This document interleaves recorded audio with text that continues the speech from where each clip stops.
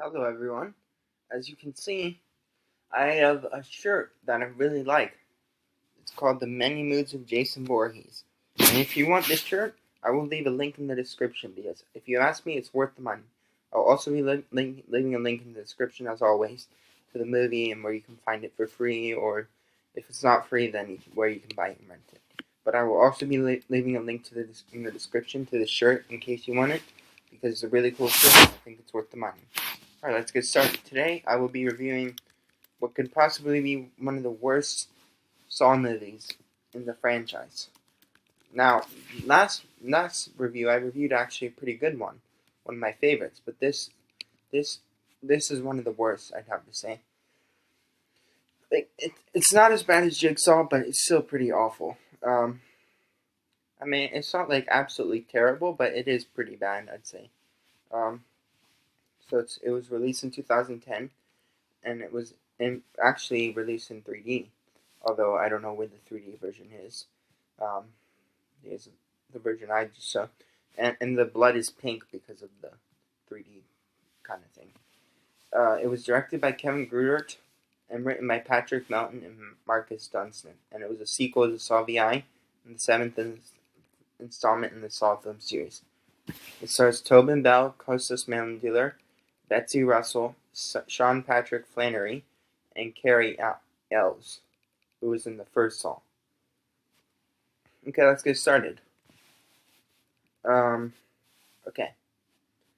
Dr. Lawrence Gordon is revealed to have survived the bathroom trap from the first movie. If you don't remember, because I reviewed the Saw 1 like ages ago. I mean, not ages ago, but it was like probably like 1 or 2 days ago. So we probably watched a bunch of other Saw movie reviews since then. Because, as you know, you need to watch them in order. So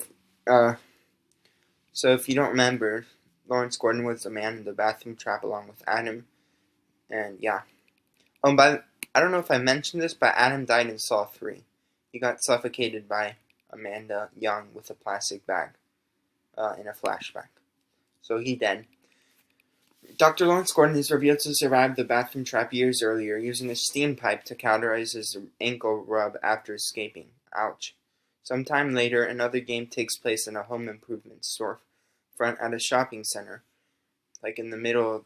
This one's a public execution trap, and this is one of the coolest traps in the series, because literally everyone is watching as you die.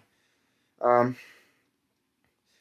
and Ryan, and it's like in the middle of like the city, I think. Brad and Ryan are chained to opposite sides of a work table secured to sliding carriage with power saws, while their mutual lover Dina is suspended above a third saw. The men have 60 seconds to shove the saws into their opponent to save Dina, who had manipulated both of them into fulfilling her needs by committing crimes. Realizing her betrayal, and she was like kind of cheating on both of them because she was like with both of them at once. Realizing her betrayal, Ryan and Brad reach a truce and allow Dina to be bisected. Meanwhile, Jill Tuck witnesses Mark Hoffman's escape from his trap and seeks help from Internal Affairs Detective Matt Gibson. She offers to incriminate Hoffman in exchange for protection and immunity. Hey, that's my best friend's name is Matthew Furgello. Meanwhile, Hoffman abducts a gang of white supremacists and places them in a trap at an abandoned junkyard that kills all of them. He has to like reach the lever, but he's like super glued to the back seat of the car, and he like has to rip all his flesh off, I guess, to like get to the lever, but he doesn't in time, so he dies, and all of them die. He also abducts Bobby Dagan, a self-help guru who achieved fame and fortune by fabricating the story of his own survival of the Jigsaw trap. Bobby awakens in an abandoned psychiatric hospital and informed that he has 1 hour to save his wife Joyce, who is chained to a steel platform that gradually pulls her down as she watches Bobby's progress. After escaping from a cage hanging over a floor of spikes, Bobby navigates his way through the asylum, attempting to complete his other tests and to rescue Nina, his publicist Suzanne, his lawyer and Kale, his best friend, and all of whom knew about Bobby's lies and added him in a fabricating the story. Despite his efforts, all of them are killed in their respective traps. Um, so Nina is killed when she has to like basically remain silent, or otherwise she will be jabbed in the throat by three like spikes, large like spikes that are aimed at her neck. But this is the twist. She has to remain silent as Bobby like puts a fish hook down her throat and tries to fish out the key and like pulling on her internal organs, I guess, to get the fish hook out of her esophagus. It's a seriously brutal trap. Everything is shown and it's very very excruciating. Uh, Especially when she coughs up all that blood from internal bleeding. Like this would be the worst trap of any Saw movie in my opinion, even beating ones like Brazen Bull, which is also in this movie. This is like the worst trap ever. Like, like how can you remain silent and not scream when your internal organs are being like fish hooked? You know, it's seriously gruesome. It's like the most brutal thing I've ever seen. It's so intense and painful to watch. Like when I watch Saw, I feel their pain. You know, like it feels like it's happening to me. I guess that just makes me more sympathetic. I guess. Um, but I can like this trap is even. It sounds way worse. I mean, it when I know it sounds pretty bad right now, but if you watch it, you'll see that it's actually way worse than what it sounds like. Um, it's either just as bad as it sounds, or even worse than it sounds, because it's a seriously gruesome trap, and I, that's the trap I would least want to be in because of the excruciating pain. Can't imagine how painful that'd be. That's definitely torture. That's like the worst one. I'd rather be in Brazen Bull than that one. Not saying that one's pretty bad too, but nothing can beat the Silent Circle, aka Fish Hook Trap. Um, um, Coming up next is the impalement wheel. This is Suzanne's trap, and Bobby has like crushed his ribs to save Suzanne from being impaled in the eyes and mouth. This one's pretty gnarly too, because those spikes are aimed at her eyes and mouth, basically like penetrate her eyes and mouth, killing her. Seriously brutal stuff, but it was a cool kill. I'll give you that. And then Kale, he gets hanged. Um, so all of them die. Bobby reunites with Joyce after pulling out two of his own teeth to obtain the combination for the lock on the door to her room. That was pretty brutal. He had to pull out some of his teeth with some pliers, I think. And yeah, I can't imagine the pain. Pulling out your own teeth without anesthesia, that must hurt like heck. What was I saying? Yeah, so he needed those for the combination for the lock on the door to her room. Gibson discovers the location of Bobby's game and sends a SWAT team who are sealed in another room and killed by toxic gas, cyanide, hydrogen cyanide. So they're poisoned and dying. Finding Hoffman's command center, Gibson realizes that he has gained access to the police station during the games. Having been brought into the morgue in a body bag with the intention of finding Jill. Before Gibson can warn the station, he and the officers accompanying him are killed by an automatic turret gun. And Hoffman infiltrates the police station, killing everyone in his path. I honestly felt bad for Matt Gibson. I kind of liked him. Maybe it's just because he reminds me of my friend Matthew. I actually have him as I have the picture of Matt Gibson as my contact photo for my friend Matthew for a job, because, same name. He doesn't really look like him, but he is white like him, so I'll give you that. I guess that's not really much of anything, because I mean, like, you could basically say, oh, this person looks like him because he's white.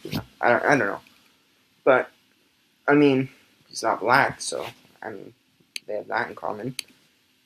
So yeah, they die. I felt bad for him. I didn't want him to die, but he's spitting up all the blood. Definitely died of internal injuries. And Hoffman kills everyone in his path. For his final test, Bobby must reenact the test he claimed to survive by driving hooks through his pectoral muscles and hoisting. This scene was pretty painful too. I don't like things with hooks like impaling your body, like in the science trap or this trap. Um, I don't know. Something about watching him put those hooks through his pectoral muscles kind of made me cringe. Uh, and hoisting himself above the ceiling to deactivate Joyce's traps, but the hooks tear through his flesh and he falls to the floor. And he has to like connect these like two plugs, but obviously Joyce is gonna die.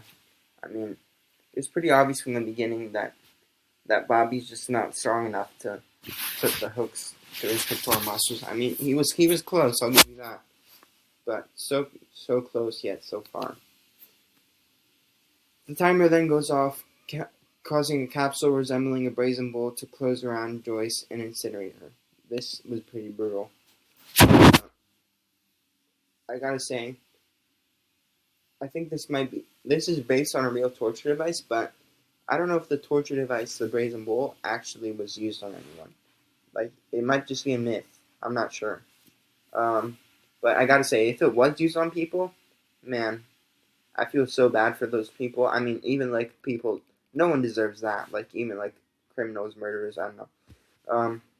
But no one deserves to be burned alive. Like that's just cruel. Like like like no one deserves that. Like even the worst kind of people.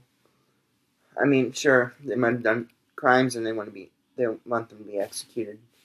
These but no one deserves that. That's just too inhumane.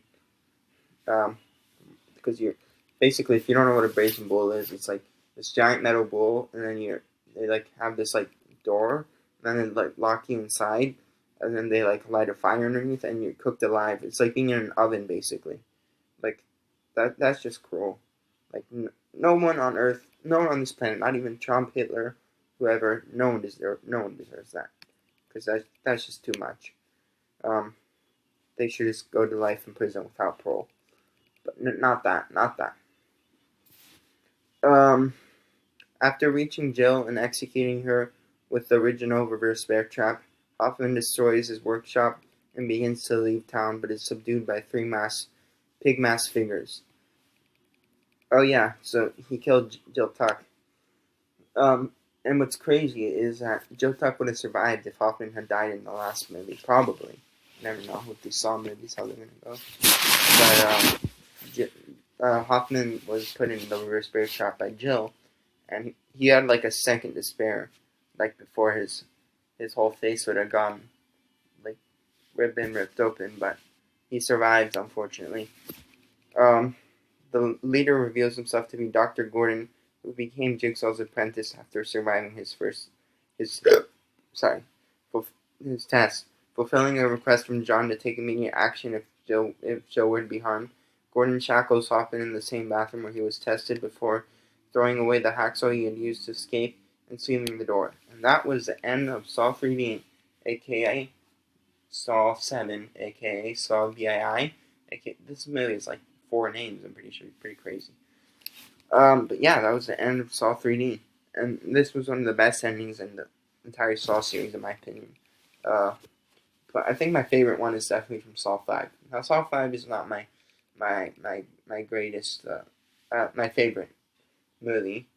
But it's okay. I definitely liked other Saw movies. It was definitely better than this piece of trash, though.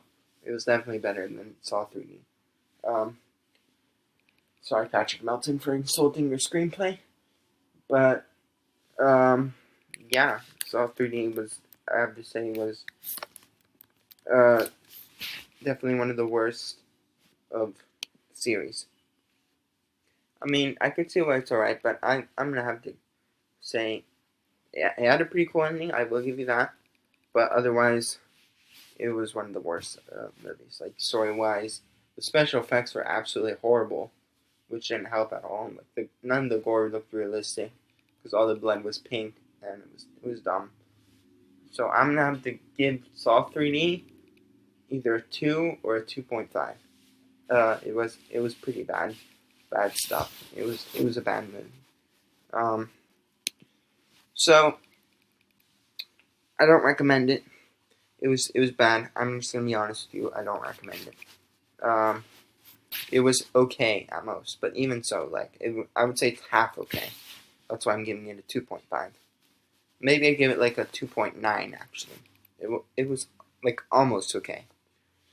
It was just like too dull. Uh, Even worse than Saw 5. Yeah. Next, I will be reviewing an absolute piece of trash, even worse than this one, in my opinion. I know a lot of people like you guys probably think Jigsaw is better, but honestly, this one is a little bit better than Jigsaw, in my opinion. Um, they were both bad, but Jigsaw was just like absolute garbage. Um, and then after that, I will be reviewing Spiral, which was better, not great. It was okay, but better. And then I will be reviewing Saw X, which was one of my favorite of the series. So I'll see you guys next time for those. Bye.